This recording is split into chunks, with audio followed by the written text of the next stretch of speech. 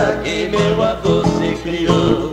Ele conta e se arrepia de um caso que se passou com a filha de um ricaço que o destino preparou.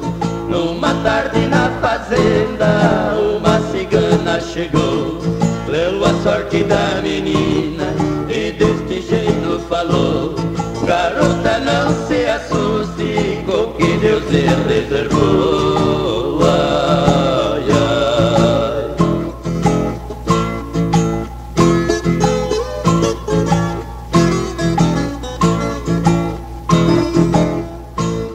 A cigana foi contando o que na sorte encontrou. Você vai casar um dia, vai ter um choque de dor, vai ser mãe de um filho cego, mas procure um curador. O fazendeiro nervoso, tão revoltado ficou, foi batendo na cigana, pela janela jogou. Ela morreu no momento com a queda que levou. Ai, ai.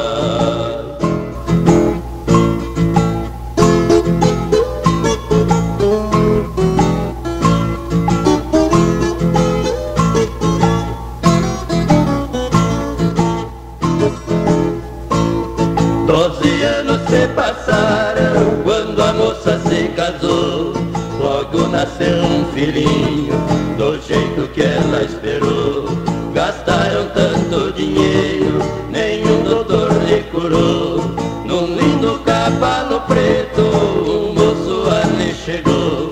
Falou pra mãe da criança: acredite por favor, eu vim curar seu filhinho, alguém aqui me mandou. Ai, ai.